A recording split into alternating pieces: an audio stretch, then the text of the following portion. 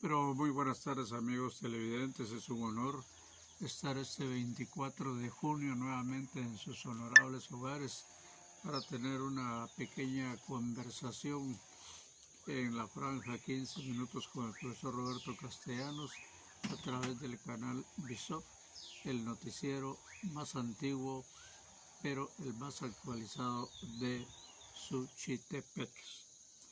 Vamos a empezar el día de hoy por enviar un querido, grande, inmenso saludo a todos los maestros del país, a todos los maestros del mundo, pero en especial a los maestros de Suchitepeques y de Mazatenango, porque mañana se estará celebrando el Día del Maestro. Seguidamente pasamos a saludar a don Roberto Luarca, ahí a un costado de Catedral, a don Rigoberto, al licenciado Rigoberto Letona en San Francisco Zapotitlán, al licenciado Miguel Ángel del Valle Prado, acá en Colonia Flor del Café, al licenciado Leonel Valenzuela y señora allá en la salida para San Francisco, a la profesora Ondina Sarmiento en San Antonio Suchitepeques, al profesor Hugo Orellana acá en Colonia Santa Marta, al profesor Roberto Mexicano en Colonia Bilbao, y también muy especial a todos los jubilados de Suchitepeques.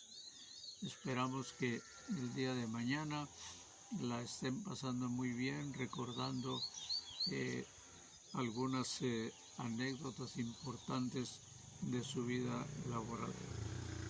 Y vamos a la cápsula histórica. ¿Sabía usted que el edificio de la terminal del mercado, la terminal que está en la Primera Avenida, le llaman Terminal Antigua, fue inaugurado en 1974?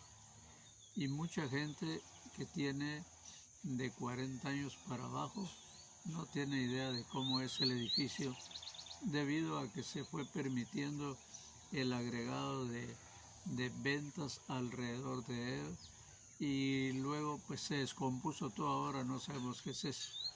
Ahí vemos desde parqueos, vemos champitas con nylon negro, vemos ventecitas con lámina, vemos de todo. De terminal ya no tiene nada, porque una terminal es un lugar donde termina, la palabra lo dice, termina su viaje, o es un descanso para bajar y subir pasajeros de los transportes. A eso se le llama terminal. Aquí se juntó mercado y terminal, pero se ha descompuesto de tal manera que ya no se sabe qué es eso. Y es uno de los centros comerciales más importantes de Mazatenango, porque ahí hay no menos de 500 negocios que mueven dinero unos a otros, se compran. Las señoras de los comedores le compran a las que venden tomate, a las carnicerías, a los que venden las especias, y estos le compran comida a las señoras que tienen comedores o restaurantes adentro y afuera del edificio, de manera pues que es un intercambio de capitales. Ahí se mueven no menos de 8 o 10 millones de quetzales diarios, ¿verdad? Porque se compra al por menor y al por mayor. Ahí puede usted encontrar variedad de calzados. Es increíble la cantidad que hay.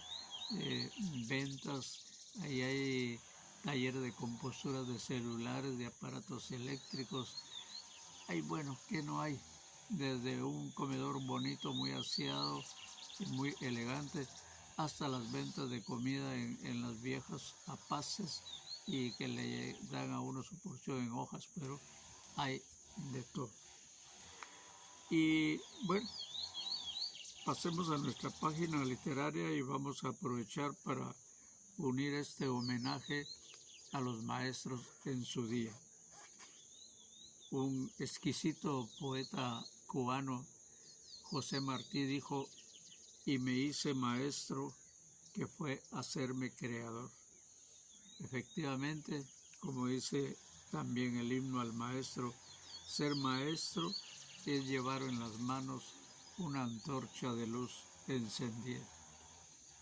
Y es que, queridos colegas maestros, el maestro a veces es bueno recordarles la gran misión que tiene dentro de un país, dentro de una sociedad.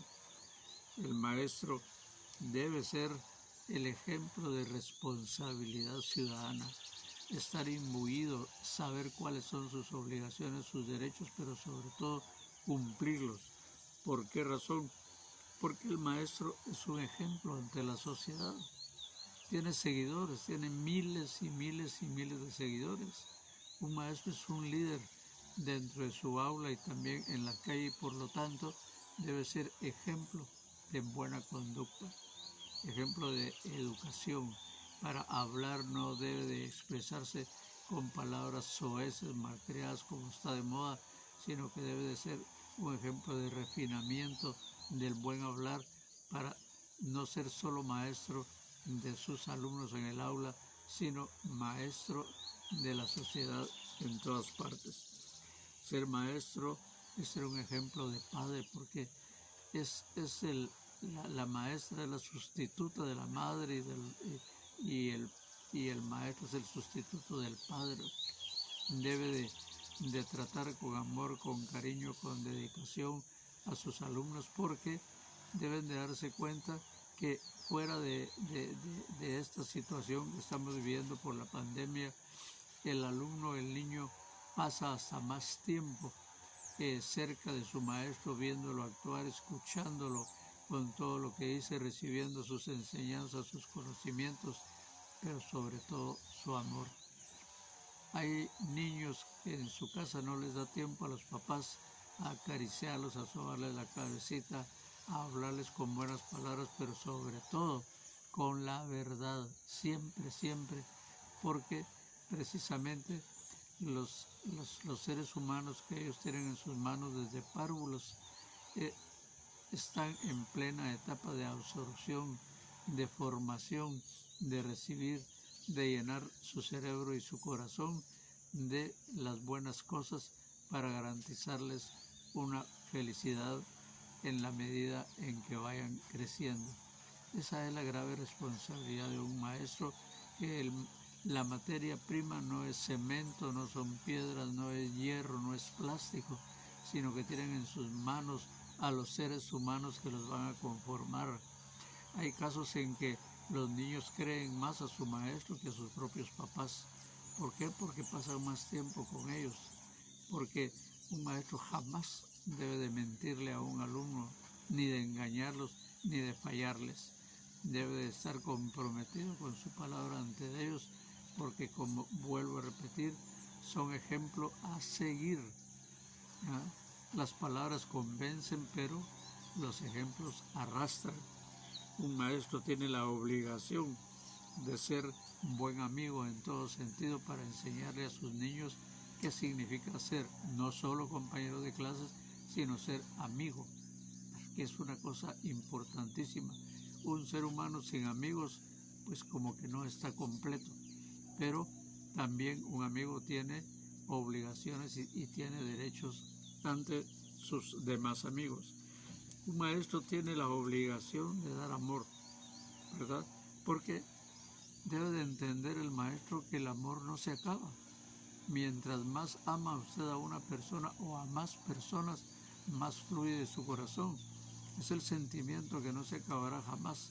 Usted es capaz de darle amor a un montón de gente, así como Madre Teresa de la India, allá en Asia, sirvió para dar amor a cuanto lesionado había, cuanto ser podrido estaba en sus carnes, pero en su corazón todavía estaba sano, y ella le daba eso que le hacía falta a ellos. El maestro pues tiene capacidad y tiene la obligación de amar a su esposa, a su pareja, a sus hijos, y todo porque llega al aula y debe de irradiar no un mal momento de su comportamiento, de su día, sino que al contrario, todo lo debe dejar en casa para llegar sonriente, para llegar feliz, porque el niño debe saber lo que es un ser humano feliz y trata también de ser como ese ser humano feliz. De repente en casa el padre es bravucón, está de mal humor, la madre está padeciendo de alguna enfermedad o de una pobreza extrema, y eso los mantiene alterados y no les queda tiempo tal vez para estar acariciando a sus hijos. El maestro debe de escuchar, ser tolerante, porque él debe saber que ese niño está aprendiendo, que no lo sabe todo, sino que está en proceso de aprendizaje, y por lo tanto, si se equivoca, debe tener el maestro la capacidad de ser tolerante con las dificultades y con las debilidades que tienen sus alumnos. Bien, en un maestro la palabra corrupción no debería de existir en el vocabulario y en el diccionario de él, más que para combatirla. Un maestro que tenga briznas de corrupción es un maestro que no vale la pena que ejerza esa profesión. Un maestro debe ser nítido en todo, en su conducta, debe ser íntegro, debe ser honrado, capaz, valiente, por este lado y también por el otro lado. En todas partes la palabra íntegro quiere decir que puede ser muy bueno para dar clases, pero si un maestro se llevara algo que no es de él, entonces perdió su integridad, porque ya hay una parte débil, una parte en donde su carácter no ha podido lograr vencer la tentación de hacer algo no correcto. La palabra entonces corrupción en la conducta general y su pensamiento no debe de existir en un ser humano que esté enseñando, que esté en un aula trasladándole todo lo que tiene como ser humano a sus patojos que están en formación. Así es que en este 25 de junio recordamos como heroína a la profesora María Chinchilla. Quienes la conocieron, quienes estuvieron de cerca con ella, fue en un desfile, en una protesta, en donde una bala perdida, que no se sabe quién se la lanzó, murió ella. Pero a partir de ella también ha habido muchos, pero muchos héroes que son ejemplo. Deben de recordar ustedes, por si alguno ya no se recuerda, aunque el maestro no debe de trabajar solo por el salario, porque así ha sido su historia. Deben de saber que el salario de un maestro, hasta donde yo tengo conocimiento, era de 8 quetzales al mes en tiempo del presidente Jorge Ubico. Y luego subió a 12 quetzales, según me cuentan los que ya trabajaban en esa época. En 1948 vino el doctor Juan José Arévalo Bermejo, presidente, y le subió a 50 quetzales. Y luego ya en 1960 ya se ganaban 75 quetzales. Pero no vayan a creer ustedes que todo fue bondad, reconocimiento de las autoridades financieras, o sea, del gobierno, no. Hubo que ganarse esos emolumentos a pura lucha. En ese tiempo no existían los sindicatos, ¿verdad? Y entonces las asociaciones de maestros fueron las luchadoras las que consiguieron dos cosas principales: el escalafón magisterial y los aumentos de salarios. Ya por 1972 el salario era de 100 quetzales y luego subió a 140, y en la actualidad tengo entendido que se inicia con 3,000 y pico de quetzales debido al cambio de la moneda, que antes se ganaban dólares, 8 quetzales, pero eran 8 pesos que tenían el equivalente pues de 8 dólares. De todas maneras, 8 por 8, 64 era pues para ese tiempo, pero también alcanzaba. Y porque tenían valores, ciertos valores los maestros, con esa ínfima cantidad todavía algunos podían ahorrar. porque tenían el sentido del futuro, la visión del futuro, la pena del futuro, para que sus hijos no fueran a pasar penas. Por eso es que el maestro tiene la obligación de sacar a Guatemala de este atraso cultural. Dios bendiga a todos aquellos maestros que son emprendedores, que son verdaderos creadores, que inventan nuevas formas de enseñar, ahora que estamos viviendo esta pandemia y que la educación debe ser virtual o en línea.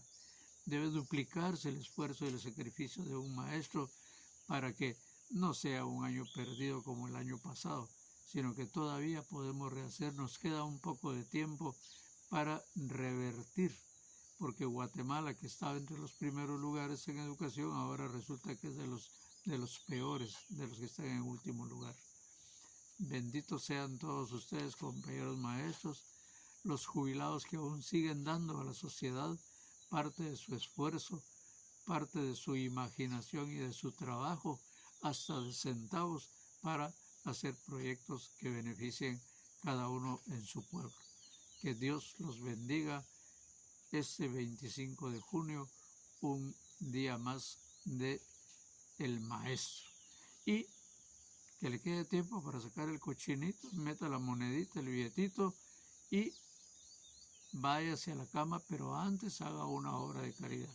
Por lo menos pídale a Dios una bendición para todos los maestros, para mejorarlos en todo sentido, en salud, en imaginación, en esfuerzo y energía. Que tengan todos feliz provecho y muy buenas tardes o muy buenas noches.